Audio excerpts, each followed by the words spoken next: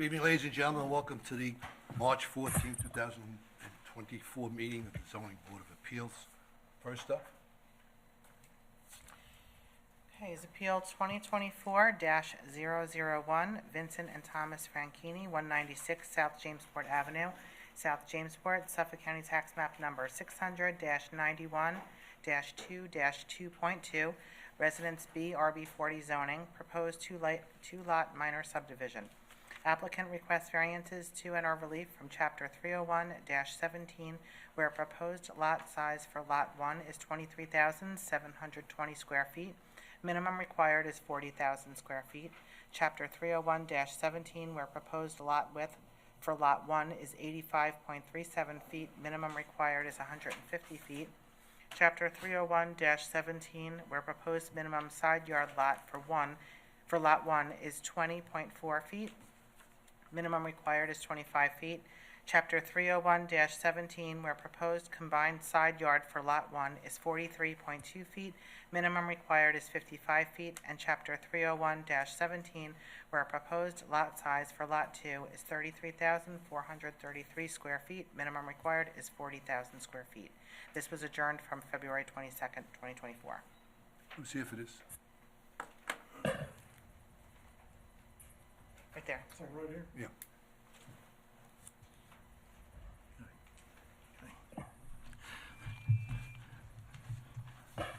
The situation is we have a lot right Sir, now. sir, who are you? Okay, my name is Tom Lerner. I'm representing the Franchinis. Are you an attorney? Say again? Are you an attorney? I can't hear. Are you an attorney? No, I am not. You want to raise your right hand, please?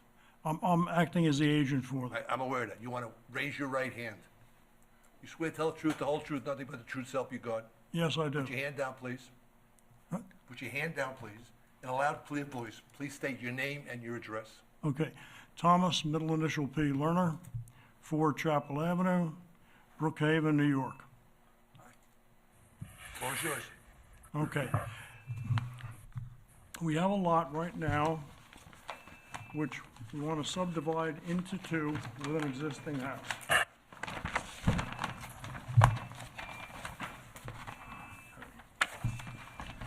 The situation is the existing square footage is let's go, make lot number 1, which we subdivide, will be 23,720 feet. Lot 2 will be 33,433. The lots around it, the houses nearby to the south, are on lots that are considerably smaller than what we're proposing here. The area, if you take a look at it, the entire area, you will find that most of the lots are very irregular in size, and many of them are far smaller than the lots that we're proposing. In fact, many are extremely small. The objective is, when you come in to use the existing driveway, so there'll be no curb cuts, there will be no additional access to the street, which would require any permitting. Extend the driveway into the second lot, so that at that point what you have is access through one easy road, doesn't disturb the neighbors to the north, where there are 3 lots using a common driveway. That will be not required. So the access to both lots will be through a common driveway that exists right now. If you go through the neighborhood, you will find that many of the lots are far smaller than what we're proposing, and they're existing in this state and have for a very long time. So the request is to subdivide the property into 2 lots, which will be slightly smaller than the existing zoning right now, but not inconsistent with the neighborhood. Okay? Everything, in fact, they'll be larger than many of the existing lots, and also there will be no disturbance at the street in terms of curb cuts. The property itself, the lot that's being created is in the back, So any house that's there will not be really visible from the street. So it's essentially, you're leaving the nature of the area very much the same way as it is right now. Okay? And I have a number of pictures right here, which you could look at, just to get a little overview of what's here.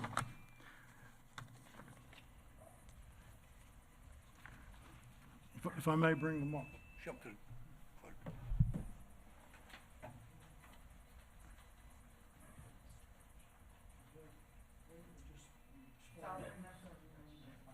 I'll bring them over then.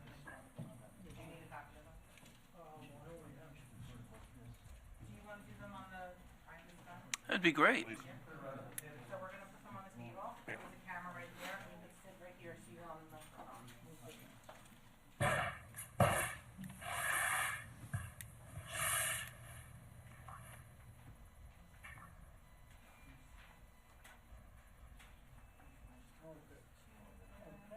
Are you able to see them? Yes. Yeah. Okay. They can see them up on the screen right behind you. Okay.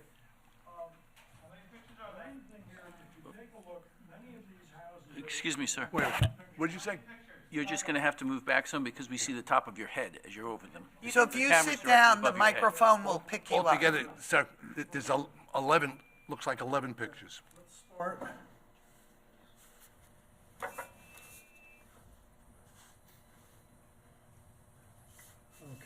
If you want to move the pictures around and just put one underneath the camera at a time, You that see- would probably be better. okay.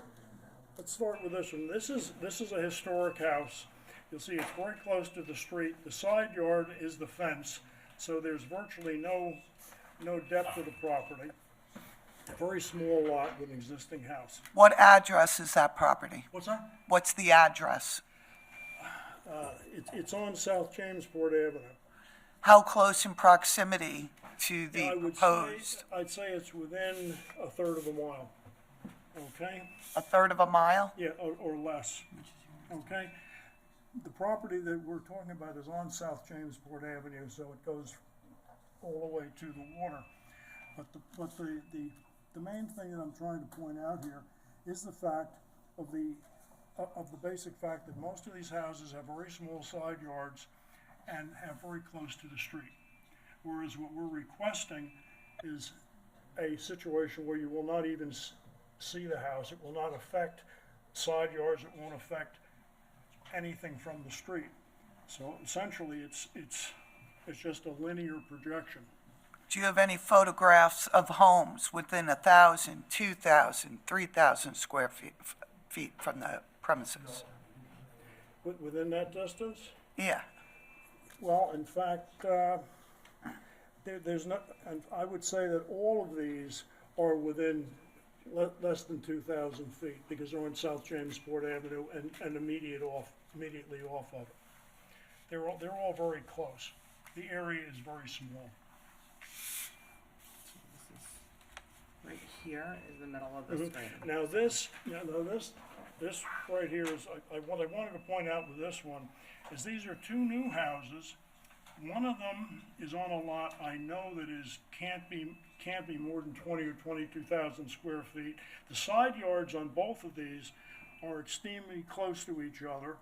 In fact, they would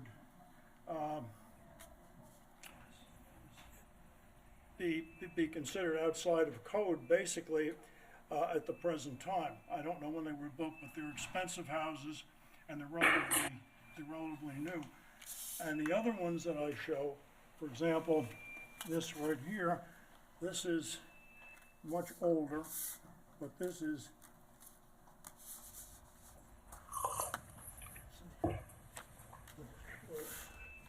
okay. These houses are all very close together and very close to the road.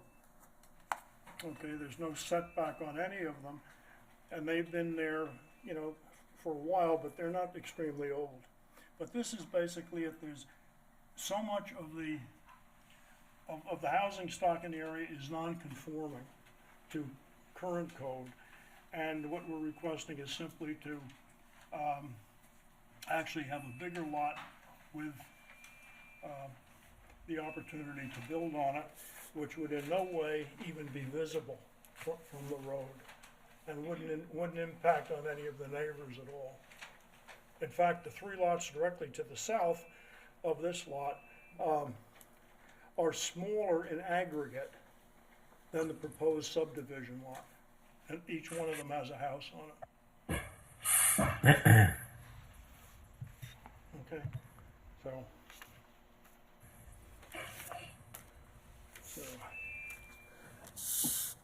Are you concluded? Have you finished? Say again? Have you finished? Yes. Any questions? Mr. Barnes, any questions? Well, what I'm gonna suggest is, I understand there's other people here who want to be heard on this. You may want to take a seat, please. I can't hear you. You may want to take a seat. I believe there's other people who want to be Okay, heard. thank you. Thank you.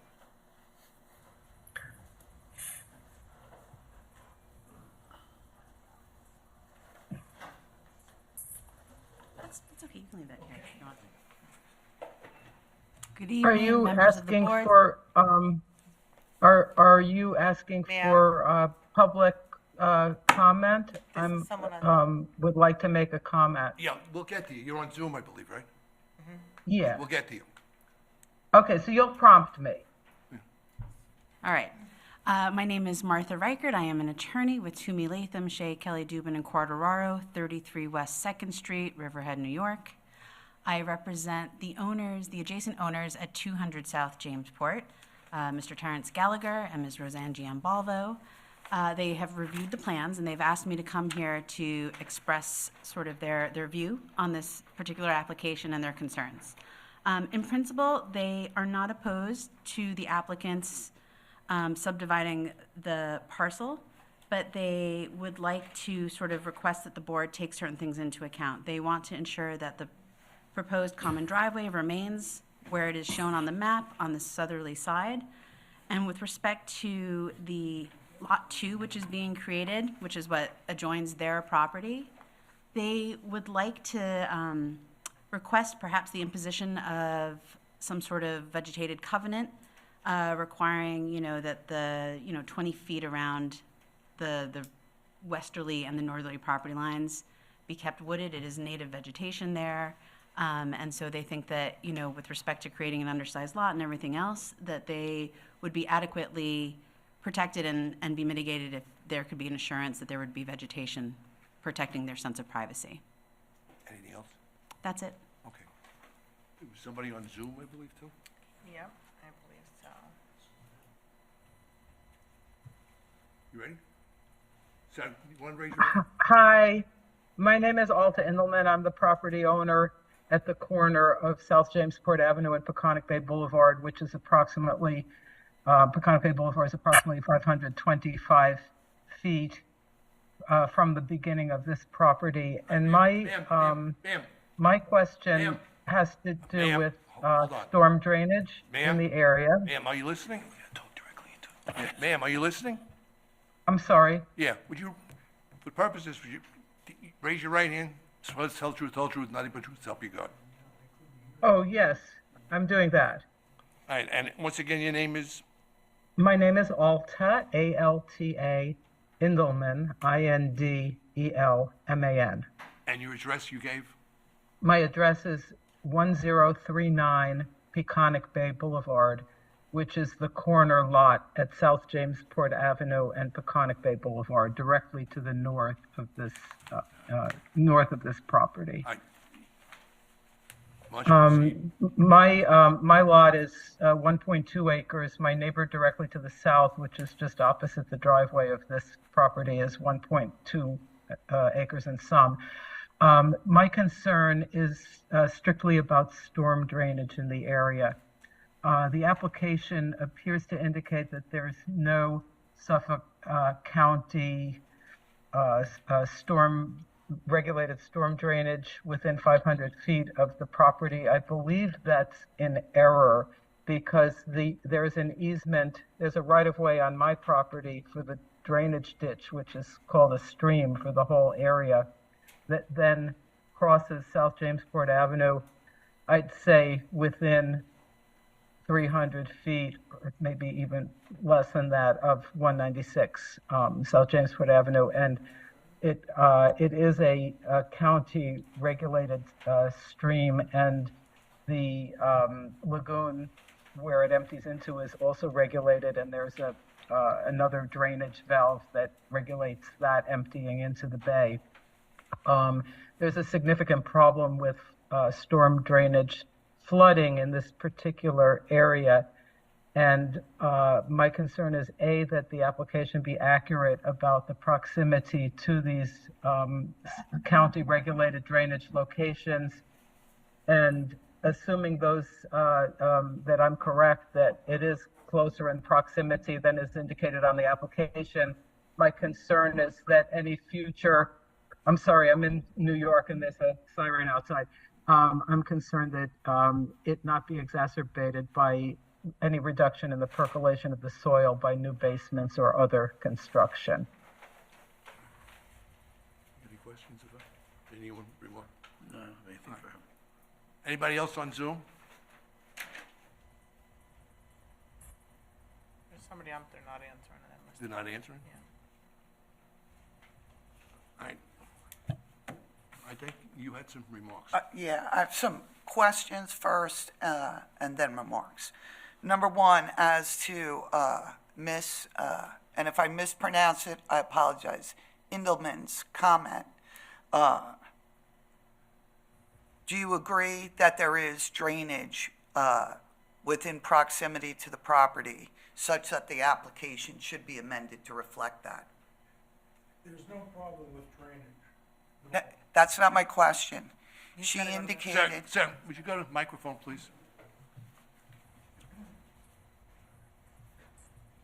Ms. Engelman, a resident of the area, stated her lot is 1.2 acre, and adjacent property, I believe, is also 1.2. She's obviously very familiar with the area and familiar with drainage, and she's stating that the application was incorrect in that it failed to state there was drainage in proximity to the application. Do you agree to amend your application to indicate that Yes, drainage? yes, Okay, yes. thank you. If the zoning board of appeals required and made a condition that you manage all your stormwater on site, would you have an objection to that? No.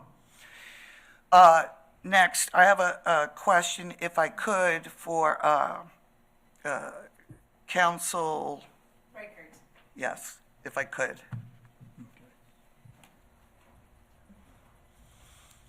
You stated that on behalf of your clients, it was their desire that there be on the westerly side of the property, a 20-foot vegetative cover.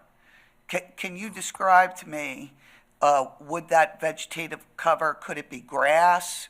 Could it be, are you asking that trees not be removed? Can you highlight for me? Absolutely. I'm happy to give more information about that. Again, this is Martha Reichert, Toomey Latham, Shea, Kelly, Dubin, and Corderaro for the adjoining neighbors, Terrence Gallagher and Roseanne Giambalva. They own the property, which is labeled on this site plan as now or formerly of Deolinda Broderick and James Broderick, just so you can understand the area that we're talking about.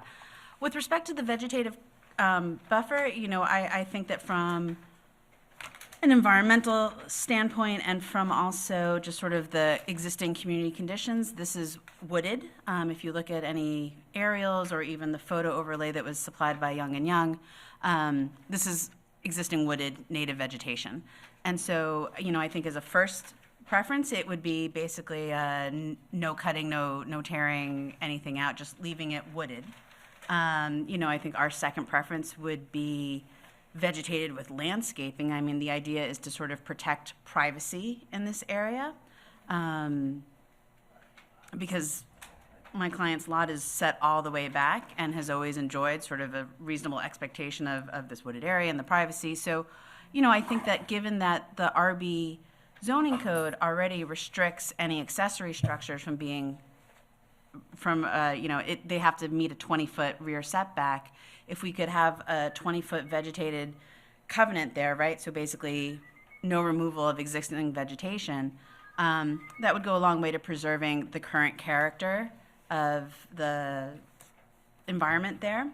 And, you know, I think that along the northerly part, again, the RB 40 dimensional requirements for a side yard setback are 10 feet for an accessory structure, so 10 feet along the 20 feet along the westerly, and, you know, 10 feet of, you know, keeping that wooded and not cleared would make my clients feel, you know, much better about knowing that there's a house going in back there, potentially one day in the future. Thank you. There's a couple of other matters you wanted to Yes. address. Mr. Lerner, I think you should go back to the podium. Mr. Lerner?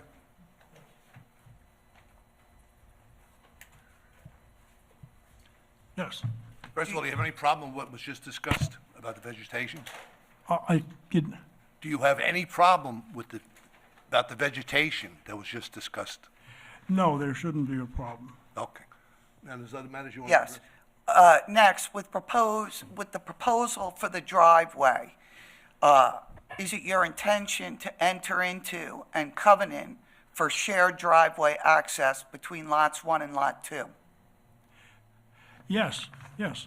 Okay. Take the existing driveway and extend it. So, your application here, currently the zoning requires 40,000 square feet. And essentially what you're proposing is to have 2 substandard size lots, correct? Yes, If the zoning board of appeal was to condition that all future proposed improvements for lot 1 and lot 2 meet the required dimensional regulations, front, side, rear, and lot coverage applicable to existing zoning for each lot, would you agree to that? I believe so. Okay. Well, if I may have 1 minute? Sure.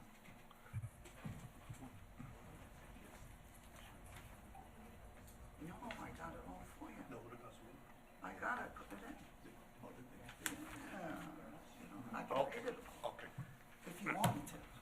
Well, first of all, anybody else have any questions? You have any questions, Mr. Barnes? Mr. Barnes? Mr. Barnes, do you have any questions? Leroy, do you have any questions? Well, I wanted to make it clear that Lot 2, we're talking about the southerly boundary line that is next to the house, right? That's where they want the vegetation? They were saying westerly. No, along the westerly boundary line. It's where 200 sits. I have a map of it. Their view, Leroy, coming forward, is to that Yeah. westerly boundary line. Okay.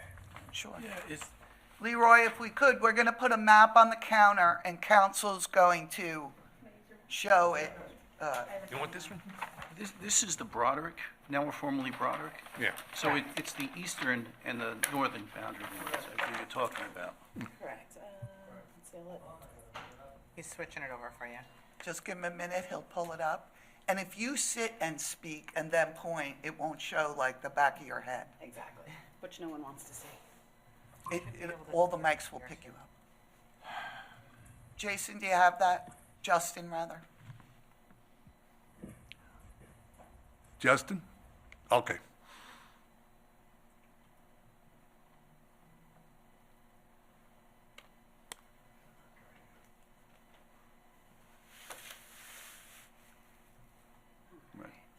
So what we have here is Lot 2, and my clients own this parcel. Their house is located approximately over here. And so what we would like to respectfully request is the imposition of a covenant in which there would be a 20-foot no clearing vegetative buffer along this property line, which is the westerly one, and then a 10-foot one here along this common driveway, which services this lot and my client's lot. And, you know, I think frankly, it probably will end up being preferable for whoever ends up developing this lot because, again, you have cars coming down here, right? So the idea is to preserve everyone's privacy, sort of this peacefulness. I agree with the characterization that in the neighborhood along 4th Street and along here, you have smaller residential lots. However, as you move further north, you have compliant RB40 lots that are newer, such as these 3, which were a minor subdivision, and even further along to the north, all the lots are compliant. So, I think that, again, in terms of creating something where the benefit to the applicant is balanced against any detriment to the neighbors, this is what we would like to request.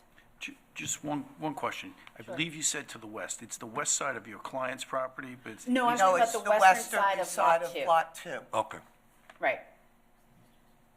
This is South Jansport Avenue. Oh, I'm so sorry. This is north. Yeah. There we go. It's the eastern east. side. I apologize. That's why everyone is confused, because I am, so yes, I meant the easterly side of Lot 2, the proposed Lot 2. Right. And the northerly side here side. along Okay, this right. common driveway for these 2 lots. Once we got that on the record that way. Apologies for the Sorry. confusion. Should I leave this here in case there are any further questions? You can. Yeah, you can. Mr. Lerner? I see it now. Okay, I'm sorry, I got dropped. Mr. Barnes, did you say something? Buffer? Somebody? Mr. Barnes? Yeah, I'm Yeah, here. did you say, I beg your pardon, did you say something? I want to show, can you show me where they want to put the buffer? Is it where, I mean, guess I'm looking at it wrong, but You want to show me again? the southern boundary line is 240 feet. Am I correct or incorrect? I'm not talking about, this is the southerly boundary line of Lot 2. Right. Right? I don't represent. Is that where you want the anyone here. vegetation? No, they want it on the easterly boundary line. Thank you, Leroy, for setting us all straight. And along the northerly boundary line. Okay, So easterly and northerly. And as you gotcha. can see, it's noted on the plan that this is existing wooded area.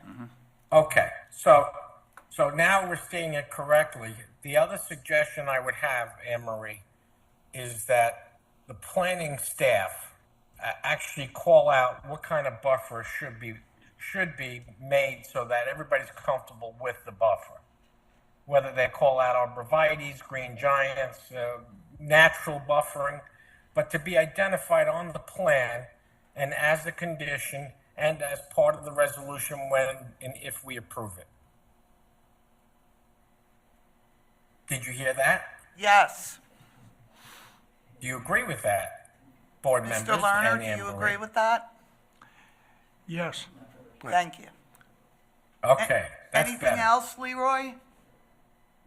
That would be my only concern, and I don't know about the drainage issues that are across the street or up the block, but I would think that when Young and Young did the design of the subdivision, they probably would have addressed it, and I'm not sure if they have a representation there tonight. Yes. Do they have anybody from Young and Young there? Yes. Would they like to You wanna- explain you wanna the drainage testify? issue?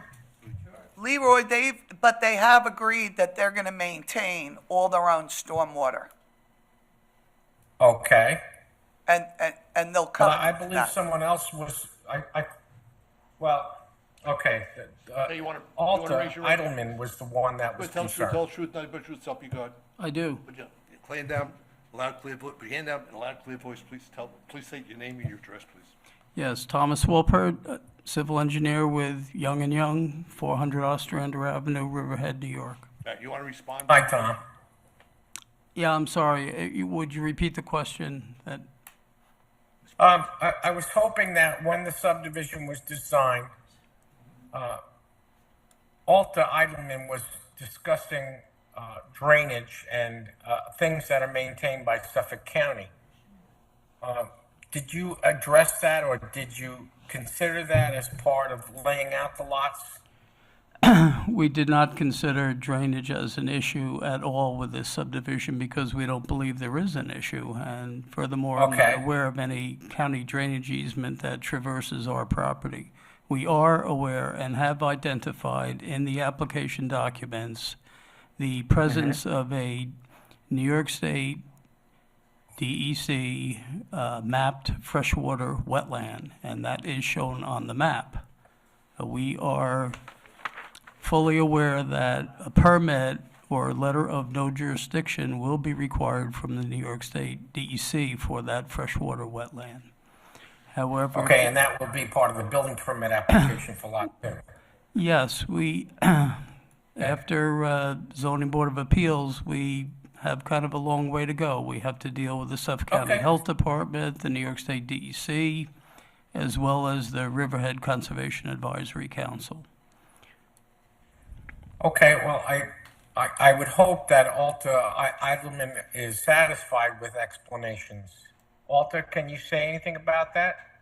Actually, I'm not satisfied because the entire area drains to the street that goes into a culvert that goes into the easement stream that's on my property, which is a wetland, and that goes under the street to the lagoon across the way as storm drainage. That is the storm drainage for the area. There's significant flooding in the area.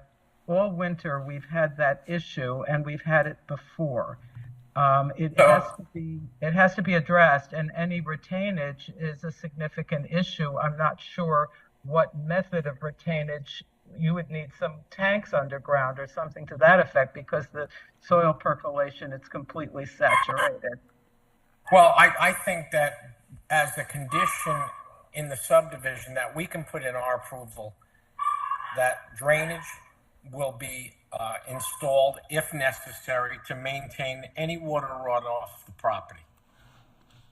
So I think we can do that, and that could be written into our decision May I comment? if you're agreeable. Well, certainly if it's, I happen to be an architect, and I'm questioning what type of drainage would indeed be feasible for this particular situation. I'm not Well, sure. that would be up to the property owner I would like to respond to that. to deal with question. that. Oh, Mr. Wolpert will answer you. Okay. Thanks. As a function of constructing a new house on Lot 2, we would propose to contain all of the stormwater runoff from not only the roof of the house, but all impervious areas into dry wells on our property. So we will not, if there's a flooding issue on South Jamesport Avenue, we're not going to affect that at all, because we're going to contain all of our stormwater runoff. I understand, as long as that's technically feasible on your site. The reason that I had the concern to begin with is that the stormwater drainage, which is the Suffolk County controlled stormwater drainage, is within 500 feet of the property, and it was checked off as no on the application. And so I was concerned that perhaps that had not been understood. If we didn't understand it before, we understand it now, but again, we're not going to contribute to an existing problem. So I think at this point, I would recommend to the other board members as well as our legal counsel that we draw up a resolution with these conditions in it, and then save it for a future meeting. Counsel, would you agree with that? We could do that. I am confident that I have them drawn up. All right, what date? How long? Put it on for the next time? Do you have everything? I have everything. Yeah, everything? All right, we can do it now. Leroy, First of all, anybody else? I'm confident I have everything. I took copious notes and bulleted them, but if you prefer to wait till next meeting, that's fine. Well, I just want to make sure that, everybody's comfortable with, how it's going to be designed. And I'm quite sure Mrs. Eidelman will be satisfied because Mr. Wolpert's a professional engineer, so I don't see it to be a problem. And if we can pass it tonight, that would be fine with me. Why don't we? If you feel comfortable with writing up the conditions Yeah, or one. calling it. Is there an application? First of all, anybody else wish to be heard? All right, is there an application? Okay. Mr. Chairman, with respect to appeal number 2024-001, I move that the appeal of Vincent Franchini Jr. and Thomas Franchini Jr., of 196 South Jamesport Avenue, South Jamesport, Suffolk County Tax Map 600-91-2-2.2, which is in Residence RB 40 zoning for area variances and/or relief from Chapter 301-17, where proposed lot size for Lot 1 is 23,720 square foot, and the minimum required is 40,000 square foot. Chapter 301-17, where proposed lot width for Lot 1 is 85.37 foot, minimum required is 150 foot. Chapter 301-17, where proposed minimum side yard for Lot 1 is 20.4 foot, minimum required is 25 foot. Chapter 301-17, where proposed combined side yard for Lot 1 is 43.2 foot, minimum required is 55 foot.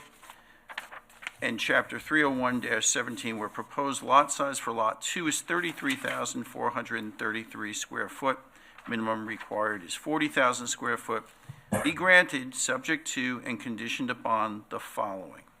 1, applicant agrees to demolish and remove the 14.5 foot by 17 foot metal frame canopy situated on Lot 1. Prior to such demolition and removal, applicant shall meet with the building inspector and, to the extent deemed necessary, make application to the building department to undertake such demolition and removal. 2, applicant should not be permitted to file for a building permit and/or commence construction or improvement on Lot 2 prior to completion of one above. 3, all proposed future improvements to Lot 1 shall meet the required dimensional regulations for front, side, rear, and lot coverage applicable to existing zoning district. 4, all proposed future improvements to Lot 2 shall meet the dimensional regulations for front, side, rear, and lot coverage applicable to existing zoning district. As to front yard, the dimensional regulation shall apply to the entire length of the front yard. 5, applicant shall record and file a covenant with the Suffolk County Clerk in favor of the town of Riverhead, reciting conditions 3 and 4 above and waiving all rights of owner and successors or assigns to make application to the Zoning Board of Appeals related to relief from the above dimensional or lot coverage. Requirements set forth and made applicable to lots 1 and 2 by the town code for the town of Riverhead. The covenant shall be approved by the office of the town attorney prior to recording, and no building permit for lots 1 or 2 shall be issued until said covenant is recorded. 6, applicant shall record and file a permanent easement on the Suffolk County, with the Suffolk County Clerk for shared driveway access for lots 1 and 2. The permanent easement shall be approved by the planning board and office of the town attorney prior to recording, and no building permits or lots 1 or 2 shall be issued until said easement is recorded. I have 2 additional covenants. May I read them? Sure, please. Number 7, applicant shall covenant and maintain a vegetative buffer 20 feet in width along the easterly property line and 10 feet along the northerly property line. Such vegetative plan to be approved by the planning board. 8, applicant shall maintain all stormwater runoffs for lots 1 and 2 and install or create any drainage system required as part of planning board approval. Next, note, this grant of approval by the Zoning Board of Appeals does not include approval of the building envelopes and proposed setbacks depicted on the sketch plan, and instead, to the extent required by the planning board or upon application to the building inspector, such building envelopes and setbacks related thereto must be revised to conform to 3 and 4 above. This approval is subject to planning board approval and Suffolk County Health Department approval, and in accordance with any such other amendments thereto, if any, required by the planning board and building inspector. Can I get a second, Mr. Barnes? Second. All right. Mr. Zawisky? Aye. Mr. Barnes? Aye. And I vote aye. All right, it's been approved on those conditions. You'll be, you know what to do from this now, right? Okay. Okay. Appeal 2024-003, Nancy Annapolis Reeve, 876 Sound Shore Road, Jamesport, Suffolk County Tax Map Number 600-8-1-13.4, Residence A40, RA40 zoning, proposed single-family dwelling. Applicant requests variances and/or relief from Chapter 301-11, where proposed front yard setback is 46 feet, minimum allowed is 50 feet. Chapter 301-11, where proposed side yard setback is 6 feet, minimum allowed is 25 feet. And Chapter 301-11, where proposed combined side yard is 51.5 feet, minimum allowed is 55 feet. This was also adjourned from February 22nd, 2024. You know the drill. Raise your right hand, please. Swear to tell the truth, whole truth, none but the truth, so help you God. I do. With your hand down, please, and loud, clear voice, please state your name and your address, please. My name is Robert Stromsky. I reside at 44 Circle Drive, Jamesport, New York. I am acting as the architect for the applicant and for the project. What you have before you is a project that is looking to renovate and rebuild an existing wood deck that is seaward of the existing frame bungalow. And then also what we are proposing to do is there's an existing accessory cottage. We're looking to demolish that existing cottage and propose a new two-story, single-family residence on the parcel. This new structure would become the primary residence, and the existing frame bungalow would be considered the accessory. This has been a project that has been under review by the town of Riverhead back in 2012. At the time, when Mr. Podlos was part of the building department, he had deemed that as long as they were to remove the existing condition within the frame bungalow, that frame bungalow could be considered the accessory structure, and that this proposed new structure would be considered the primary structure on the parcel. This project is also looking to upgrade the existing sanitary system because of the proposed improvements. This project has been put forth to the New York State Department of Environmental Conservation. The DSC has considered a non-jurisdiction with regarding to their review of this parcel. This parcel has also been applied to and approved by the Planning Board of the Town of Riverhead under the Chapter 219 application. None of the project has been changed or modified as submitted to those two agencies. So what you see before you has been approved by the New York State DEC and also the Planning Board of the Town of Riverhead under the 219 application and regulations of that. There were some conditions to that approval from 219.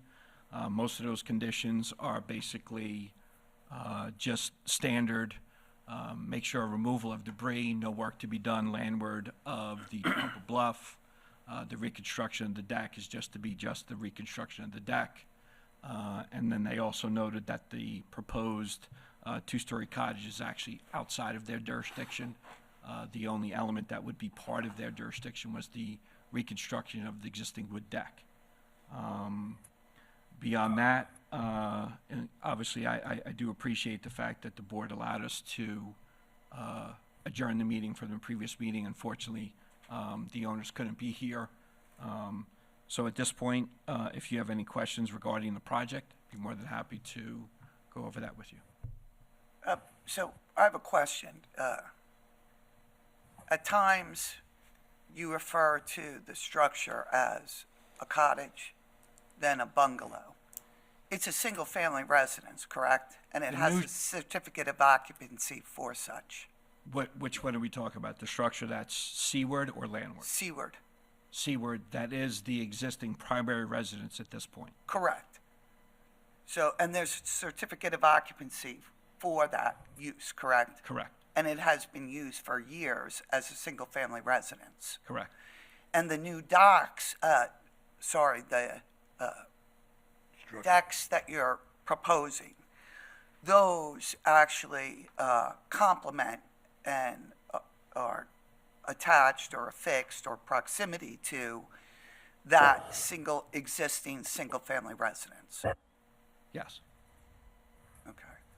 And your proposal is to construct a two-story, single-family residence, 6 foot off the westerly property line? Correct. We're looking to be no further than the existing structure that is there now. The existing structure that's there, that's a shed, correct?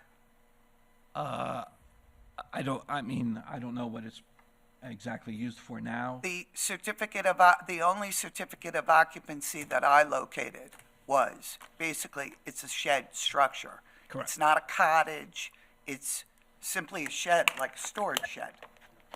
I would say so. If that's what the CO is, Okay. yes. And it's single-story? I believe so, yes. So you want to take down essentially a shed and construct a two-story, single-family residence, 6 Correct. feet off the property line, Right. In this, closer than the 7 feet that the small one-story shed was located. what we're saying is 6 feet away is only the basement stair stairs. access. The structure itself is 10 feet away. Okay. So, I mean, technically, in most cases, a basement entrance is not subject to side yard setback. So essentially, this structure is 10 feet away from the property line for that. Being in that community and a lot of the cottages that exist on Sound Shore Road and on the water, these setbacks are definitely not out of characteristic of the community. So, Side Rob, yard I have a setback? Proposed question. setbacks are not out of character of what has been approved in that neighborhood. Can you give any, Rob, what are you going to do with the existing so-called single-family residence seaward? Okay, so What are you there's gonna do been to a make lot of it an discussion with the accessory homeowner structure? as to, do we add on to that existing structure and make the existing primary residence a much larger structure? Or do we try and just renovate that existing accessory structure to create what they're looking to do? So essentially that existing framed bungalow as listed on the site plan is one large open space with a kitchen and essentially a covered porch. What that building is going to be is basically going to be just a large great room with no kitchen, fireplace, and just a covered porch. So there is no bedrooms, it's just one large space.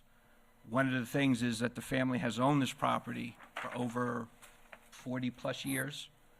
That existing frame bungalow has been there for close to 75, 80 years, over 100 years. The family has always just tried to look at the proposed expansion of this property or development of this property in a way that they could preserve that existing structure as it is, but also give them the ability to kind of have some more space for their family. Obviously, this is something that's been in the family for a number of years, and their intention is to keep it within the family and pass it on and so forth. So right now, that existing structure has no bedrooms, has no ability for grandkids and so forth to come with their families and so forth. So that's where this project has come from. but if they built an addition onto that rather than, quote, two principal structures in this zoning district, which is not permitted, isn't it true that the request for variance relief would be significantly reduced? I don't know if that, in addition to that existing structure, would reduce the side yard setback beyond 10 feet. Well, are you aware that they actually made application for that in 2009 before the Zoning Board of Appeals and were granted relief for that? I can share with you those documents and plans. That I don't And know. the I request do know relief that was significantly less. I do know that I had a meeting with Andreas, the chief building inspector at the time. I talked to him about this project before making any application to the town of Riverhead. I did bring up the fact that we have the letter from Mr. Podless dated in 2012. Mr. Andreas had specifically told me that if the department in 2012 had issued the letter stating that they would allow the expansion of that accessory structure to become the primary and the removal of the kitchen as described in Mr. Podless's letter for the bungalow, that he would honor that letter and would allow the project to move forward as proposed to you. So this is something that I did talk to the chief building inspector prior to making all of these applications. Well, regrettably, the zoning officer cannot usurp the role of the zoning board of appeals. And the zoning board of appeals acts within certain confines and criteria. So it's now the jurisdiction of the zoning board of appeals, not what. I understand. I'm just explaining to you the history Okay. of the project. What happened And I'm prior just to... explaining the law. Correct. So legally, he doesn't get to make that call.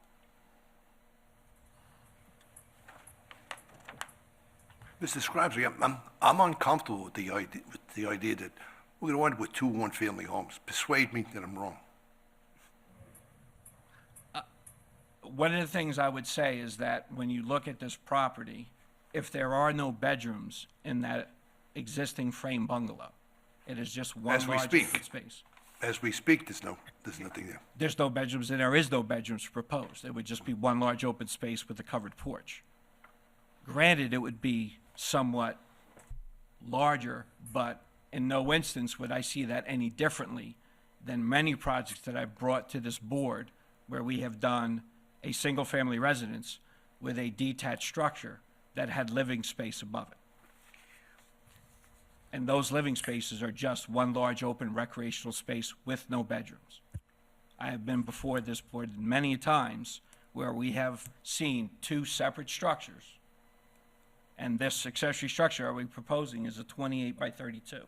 That is by no means a very large structure within the town of Riverhead. And in many instances, But it's a large structure with the decks and other improvements compared to what you're proposing to also build on the site just 7 feet off the side property line. In addition, well, it's not the just, homes the in home is only 10 feet. We're talking about access to a basement stair that's 6 feet. So this is something that is no more than a foot off the ground. So no Okay, presence and what are the with it- dimensions of that structure? The structure that's proposed, as on the site plan, is 28 by 32. Rob, will there be any bathrooms in it? Which one, the proposed structure? The accessory structure, will it have bathrooms in it? I believe there's one existing The bathroom in word. there. There's one existing bathroom in there. Will you leave it there or will it be demolished? That bathroom would exist, the kitchen would be removed. So you're leaving the bathroom but removing the kitchen? Correct. Okay. So that would necessitate health department as well. Well, this project has been applied to Suffolk County Department of Health. It is currently under review by that agency. We have not received approval, but it has been submitted as you see here. So are you going to abandon the existing sanitary system and connect the, quote, one bathroom to the proposed new sanitary system? Both structures would be connected to the new IE Yeah. system. And in the area, the immediate vicinity, are there other single-family residences with these large-scale accessory structure? I'd have to look at the neighborhood, but I know that there are definitely some projects with single-family residences and detached structures. I'm currently working on a project on Soundshire Road where there was a existing primary residence and a 1.5 car garage with a second-story open loft was approved within the last 3-4 years. How far would that be from this property? Do you know offhand? It's closer to the fuel terminals. I mean, as to this property though, how far away is it? Maybe a mile. Okay. Anything else? So I'm looking in the immediate vicinity. I'm looking to the east, west. I can't look north because that's the water, and to the south. And I don't see single-family homes with large accessory structures. I would argue that if I was to put these two structures together and connect them, it would be no bigger than most of the developed properties that have been in existence or approved in this area and have gotten variances for so. For one, But the point is exactly that. The Zoning Board of Appeals in 2009 approved you putting on an addition to the structure. So if it was one structure requiring less relief, it's I would argue that it's completely not different that it's gonna be application, less because relief. now you have the Wait, one at a time, potential- please. Now you have the potential in the future to have both structures being used, quote, for habitation.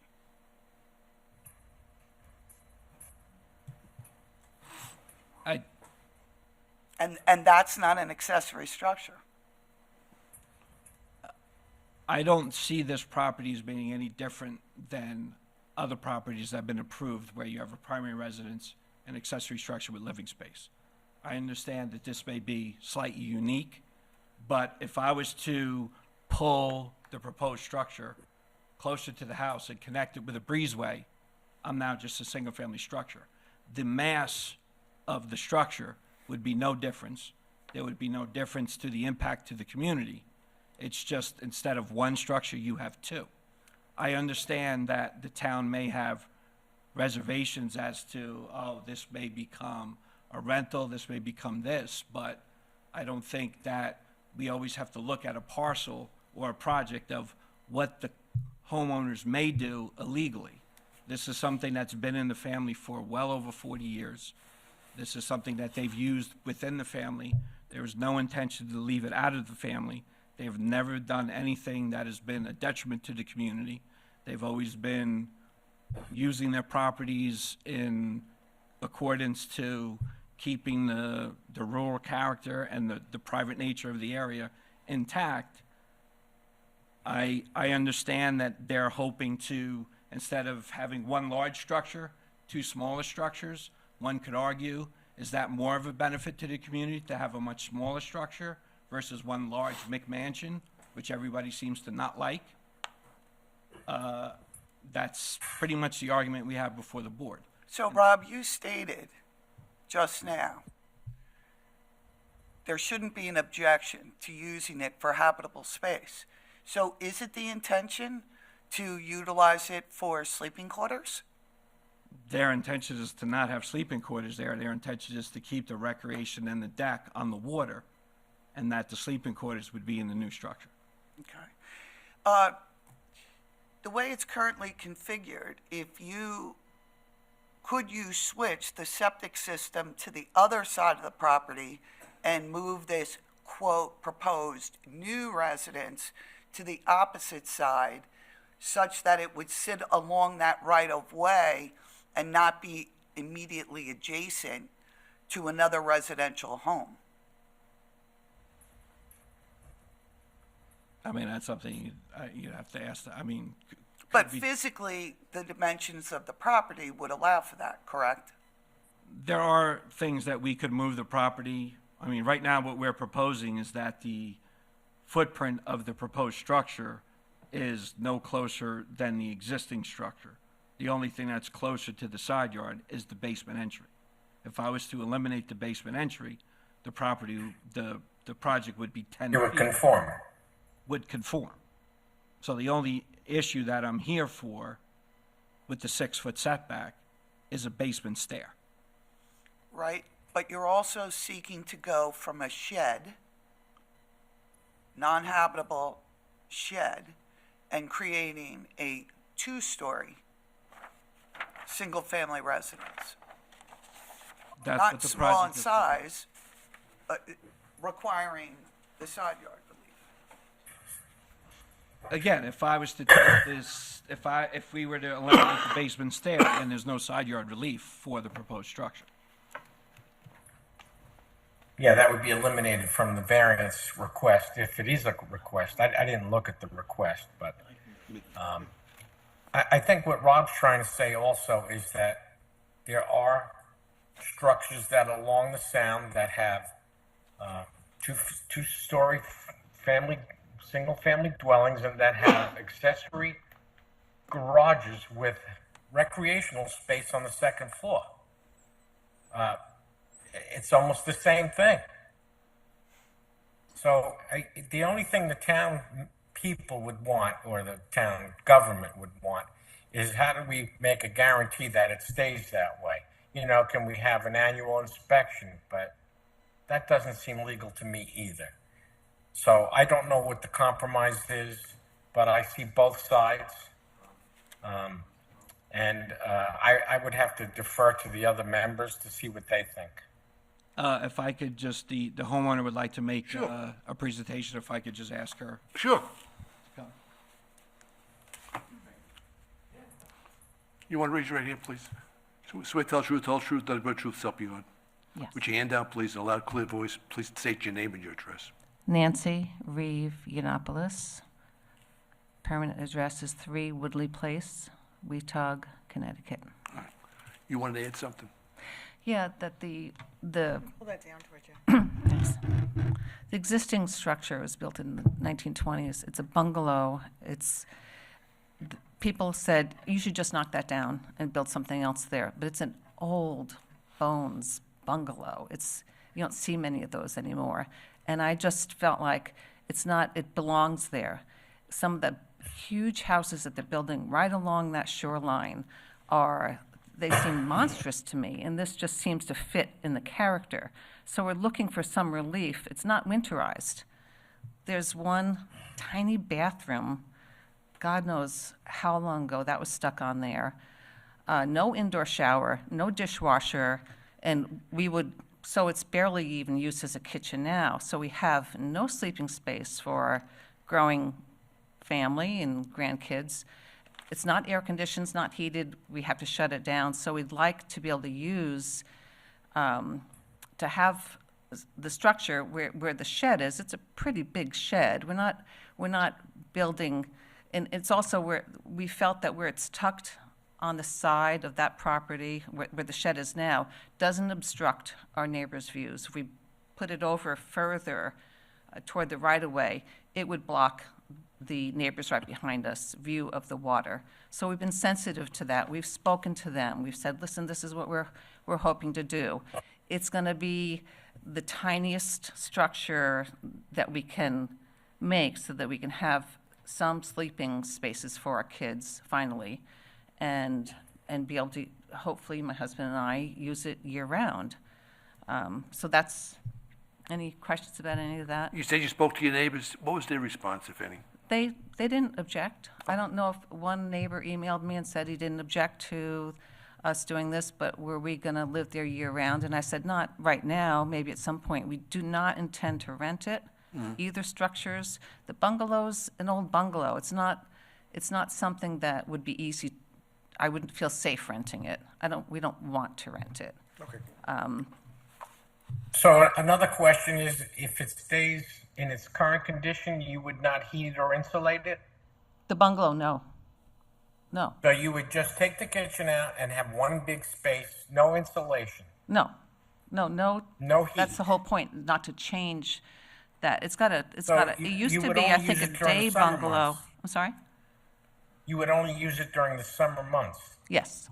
So in the previous, I'm sorry, I don't know your name, but in the previous permit application, I think there was an addition that we were thinking of doing added to the back of the house. But because we never wanted to change the character of that bungalow, we didn't want to winterize that and have Okay.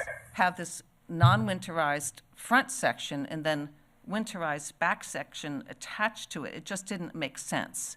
So that's why we thought about doing this, taking the shed.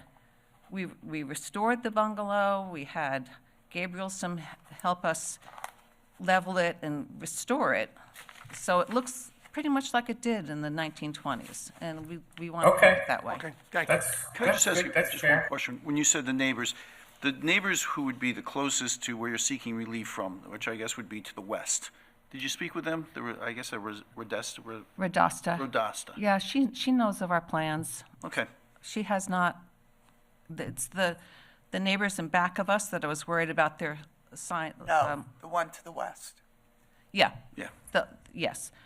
She did, all that she did say was that, can you please not put any air conditioner right near our deck? Was that the Because Rodascos or the other? Radasta said that because the other neighbors have an air conditioner nearby, and I think they want to be able to enjoy their deck and without hearing the whir of the air conditioner. We can do that. All right, thank you.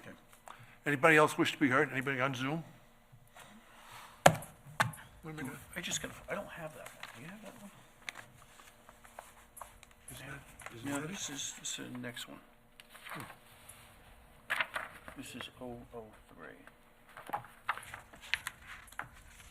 Tracy, did you keep an extra copy? I just read it off here. Gave you like 4 copies. I know, you shouldn't have. All right, I'll make the application that the, Do you have it?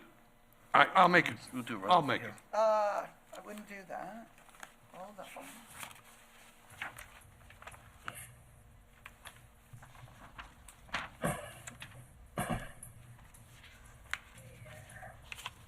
Yeah, because I took 2 of them. I didn't have the third. All right, let's do it this way. With regard to appeal number 2024-003, Nancy Lapis Reeve, 876 Sound Shore Road, James Woods, SCTM number 600-8-1-13, dash 13.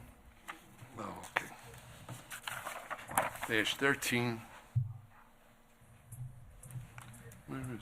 We have to 13. Oh, yeah, 13.4, Residence A-40, RA 40 zoning for variance and/or relief from Chapter 301-11 with proposed front yard setback is 46 feet, minimum allowed is 50 feet.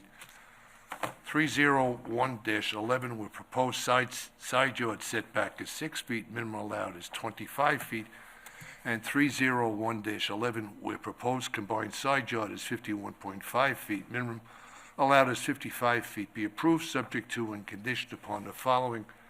As per town code, there shall be one principal structure per lot, and consequently, this approval requires applicant to relinquish the certificate of occupancy, certificate of pre-existing use for the existing single-family residence and/or requires applicant to make application for a building permit to convert existing single-family residence to an accessory structure. The conversion of the single-family residence to an accessory structure shall require applicants to require removal of all kitchen fixtures and appliances, including plumbing and electrical wiring related thereto, if any. The conversion of the single-family residence to an accessory structure shall require applicants to abandon and remove the existing sanitary system and make applications to Suffolk County Department of Health Services. Any bathroom or sink located in the accessory structure shall be connected to the proposed sanitary system for the new single-family residence and made part of application to Suffolk County Department of Public Health Services for such approval. Note, no shower, tub, or laundry facilities may be located within the accessory structure. Applicant shall consent upon reasonable notice to annual inspection of the accessory structure for a period of 3 years. This is in accordance with the application sketches and amendments thereto, if any, is filed with the building inspector. So moved. Second. All right, Mr. Barnes? Aye. Aye, Mr. Zelinski? Aye. And I vote aye. It's approved as indicated. Okay. Next. Appeal 2024-004, Church of the Harvest, 572 Rainer Avenue, Riverhead, Suffolk County Tax Map Number 600-123-1-27, Residence A40 or A40 zoning, proposed accessory building. Applicant requests variances and a relief from Chapter 301-9A1C, where proposed side yard setback for accessory building is 4.2 feet, minimum required is 20 feet, and 301-11, where proposed impervious surface coverage is 55.4%, and the maximum permitted is 15%. This was adjourned from February 8th, and Mr. Cuddy had sent in written correspondence asking to have it adjourned to April 11th. So moved. All right, Take care. second. Second. All right, I approve. All right, Mrs. Zalinski Aye. and Mr. Barnes, Aye. and I. It's April 11th.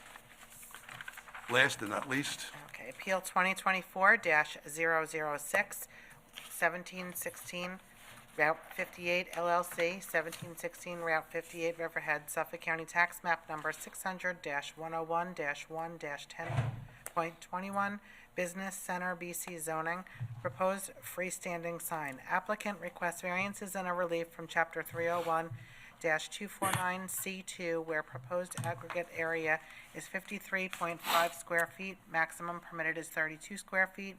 Chapter 301-249C4, where proposed sign front setback is 10.5 feet, minimum permitted is 15 feet. And Chapter 301-254E2, where proposed vertical height is 20 feet from grade, maximum permitted is 15 feet. you know the drill. Swear to tell truth, all truth, no truth, so help you God. I do. Hand down, please, in a loud, clear voice. Please state your name and your address. Jim DeLuca, 12 Linda Lane East, Riverhead. What's your pleasure? We're proposing a sign. This is actually a corporate sign.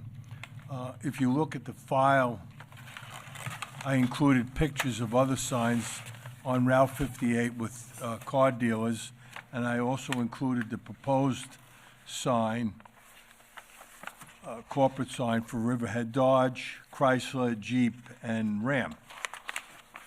If you notice on that pictorial representation of the sign, with the chart alongside of it, it has a series of signs, 4, 5, 7, and 9. All of the corporate signs, the standard corporate signs, basically do not meet the Riverhead Town Code sign ordinance. The proposed sign that the owner decided to put up is the next to the smallest sign that Chrysler produces for Chrysler, Dodge, Jeep, and Ram. On the survey that I gave you, and also if you notice on that sign, the proposed sign, it has one support pole. Now, if you look at the survey and the diagram that is alongside the right-hand side on the survey I gave you, it shows 10.5 feet to the sign. And if you look at the illustration of the sign, the pole is actually, that holds up the sign, is actually 16 feet off the front property line, the single pole. The sign itself is 11 foot, bottom of the sign is 11 foot 6 inches above grade, and that's the part of the sign that actually is encroaching, but the physical supports of the sign is actually further back than the 15 feet, the proposed 15 feet. And the reason we went to that size sign is it does fit in with the existing signs and actually is in more compliance than most of the existing car signs that are on 58 at present time. If you look at the pictures that I gave you along with the application, for instance, if you take a look at the Honda sign, that's a fairly new sign. It's been up only a few years. The building is not that old. You can see that that sign is actually a lot bigger. It's a monumental sign, it's not a pole sign, and it's approximately 3 feet off the front property line. If you turn also to the Chevrolet dealer, the Chevrolet Mazda dealer, they also have a similar situation where they have monumental signs that are supported. The base of the sign is approximately 10 feet off the front yard, and the sign itself is probably 6 or 7 feet off the property line. And he has several of them that, I have several pictures of that. They have a Kia sign that's in conformity, but then they also have the Chevrolet sign that's not in conformity. If you also, on the same page as that, if you look at the, where they have the Suzuki, Yamaha, and the other sports dealer sign, their sign is way larger than the sign that we're proposing at the Riverhead Dodge. And then if you turn also to the Riverhead Ford, if you had combined his signs, their setback is properly, but he has 2 signs in the front yard. And their aggregate area is much larger than our proposed aggregate area. And then if you look at the Toyota, that's the same situation. Their setback is right, but if you add up the aggregate area of those signs, it far exceeds the code. So the code. So rather than Riverhead Dodge, even with the large frontage he has, putting separate signs up for each type of automobile he has, he chose to put a reasonable size sign up that the base is set back at least 16 feet. Matter of fact, the sign itself is 11.5 feet above grade. So it really doesn't have the interference that you would see some of the other signs have. So I'm asking the board to consider that and also consider that this is a traditional corporate sign. They just don't change them at whims of each dealer. And this is basically the only sign variance that, as of today, that we're going to ask for. The signs on the building, we have to go to the Architectural Review Board for those. Again, they're corporate signs of each type of thing, but they're much smaller in scale. So I would ask the board if they could consider this sign, the Series 5 sign as noted on the application that I submitted, and the owner would be very grateful if you could do that. Anybody else wish to be heard? Mr. Barnes? All right. Okay. You're up. So, Mr. Chairman, with respect to appeal number 2024-006, I move that the appeal of 1716 Route 58 LLC at 1768 Route 58 in Riverhead, Suffolk County Tax Map 600-101-1-10.21 in Business Center zoning for variances and/or relief from Chapter 301-249C2, where proposed aggregate area is 53.5 square foot and maximum permitted is 32 square foot. Chapter 301-249C4, where proposed sign front setback is 10.5 foot and minimum permitted is 15 foot. And Chapter 301-254E2, where proposed vertical height is 20 foot from grade and maximum permitted is 15 foot, be granted in accordance with the applications and sketches with amendments thereto, if any, as filed with the building inspector. Mr. Barnes? Aye. All right, Mr. Lusky? Aye. Mr. Barnes? Aye. And I vote aye. Thank you very much. Okay. It's been a slice of heaven, thank you. Yep. All right, as to the minutes from the last meeting, February 22nd, move to approve. So moved. Ms. Barnes? You approve the minutes? Yes. Aye. And I vote aye. And going to adjourn, next date is March 28th. All in favor? So moved. All right. Yep. Aye. Thank you. Good night, everybody. Good night.